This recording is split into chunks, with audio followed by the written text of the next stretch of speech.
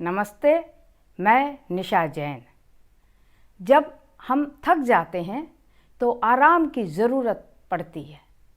आराम के लिए बैठ जाते हैं या लेट जाते हैं या सोकर थकान दूर करते हैं। लेकिन विशेषज्ञों ने पता लगाया है कि थकान सिर्फ शारीरिक ही नहीं होती, मनुष्य दिमागी काम ज़्यादा करने लगा है, सो उसके दिमाग को भी आराम चाहिए।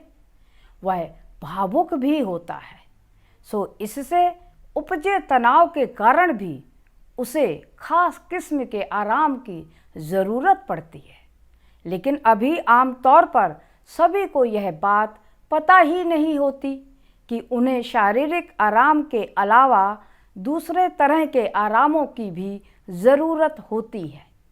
यानी यह जानकारी बड़े काम की है कि विश्राम और रेस्ट होते कितने तरह के हैं। इस बारे में एक बड़े काम की जानकारी वर्ल्ड इकोनॉमिक फोरम ने शेयर की है। दरअसल आराम या रेस्ट के प्रकारों पर आंतरिक चिकित्सा शास्त्री डॉक्टर सोंड्रा डेल्टन स्मिथ ने अपनी नई किताब में एक वर्गीकरण पेश किया है। इसी के आधार पर विश्व आर्थिक मंच ने एक छोटा सा वीडियो बनाया है। इसमें बताया गया है कि व्यक्ति को कितने तरह के आराम या रेस्ट की ज़रूरत पड़ती है। पहला प्रकार शारीरिक विश्राम तो है ही, लेकिन डॉक्टर सोंड्रा ने याद दिलाया है कि शारीरिक विश्राम दो प्रकार का होता है, एक पैसिव रेस्ट और दूसरा एक्टिव रेस्ट। नींद पैसिव रेस्ट है, लेकिन जागते हुए कुछ खास तरह की एक्सरसाइज या मुद्राएं बनाना एक्टिव रेस्ट की श्रेणी में आती है। थकान या शरीर की जकड़न दूर करने के लिए पूरी दुनिया में एक्टिव रेस्ट या शारीरिक क्रियाओं के पाठ पहले से बने हुए हैं। शारीरिक के बाद दूसरे प्रकार का रेस्ट है मेंटल रेस्ट, यानी दिमागी आराम। दरअसल ज्ञानवान मानव के दिमाग में सूचनाएं और जानकारियां जमा होती चली जाती हैं। व्यक्ति समस्याओं के समाधान के लिए भी उधेड़-बुन में लगा रहता है। यह सब स्वाभाविक है और मानव के लिए ज़रूरी भी है, लेकिन इससे जो दिमाग पर बोझ पड़ता है वह भी थकान पैदा करता है। डॉक्टर सोंड्रा ने सुझाव दिया है कि दिमागी उद्यम में लगे मनुष्य को हर 2 घंटे में थोड़ी देर के लिए अपने दिमाग को आराम दे देना चाहिए। आराम का तीसरा प्रकार है अपनी इंद्रियों को आराम देना।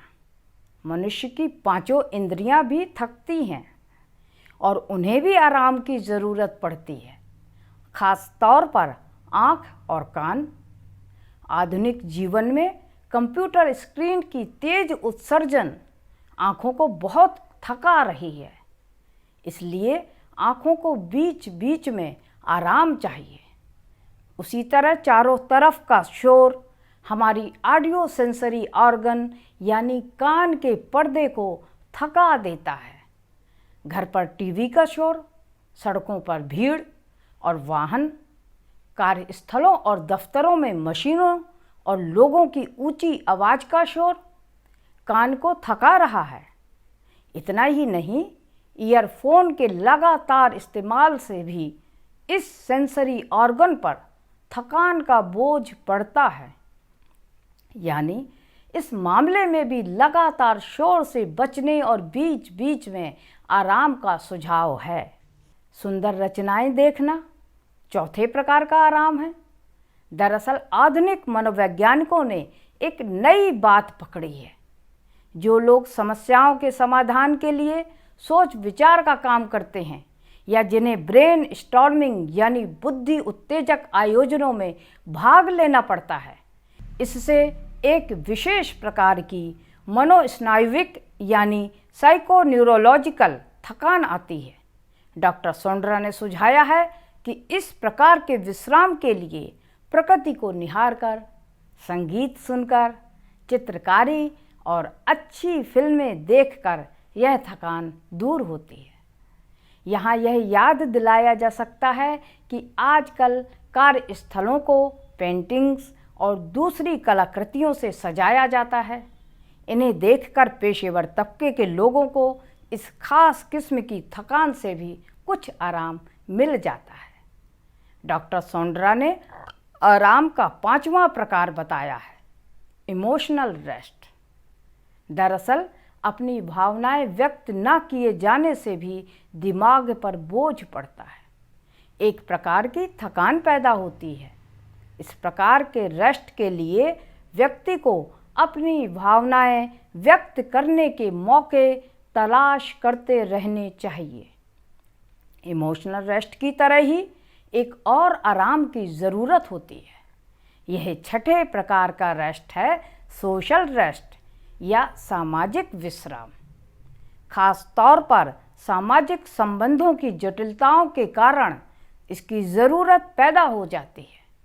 इसके लिए सुझाव यह दिया गया है कि अपने इर्द गिर्द उन लोगों की मौजूदगी बढ़ाई जानी चाहिए जो सकारात्मक बातें करते हों, यानी आपसी प्रेम, सौहार्द और भाईचारे की बात करने वाले लोग दूसरों को सोशल रेस्ट देने में मदद करते हैं।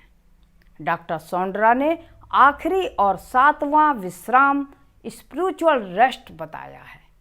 दरअसल शारीरिक और मानसिक थकान के अलावा मन और विश्वास से जुड़ी समस्याएं भी एक तरह का स्ट्रेस या तनाव पैदा करती हैं। इस प्रकार के स्ट्रेस को कम करने में स्पिरिचुअल रेस्ट काम आ सकता है। इस उपाय में अपने अपने सामाजिक और धार्मिक संगठनों के गीत और प्रार्थनाएं शामिल किए गए हैं। साथ ही कुछ समय के लिए एकांतवास, मेडिटेशन और सुरुचिपूर्ण सामाजिक आयोजनों में भागीदारी का सुझाव भी डॉक्टर सोंड्रा ने दिया है।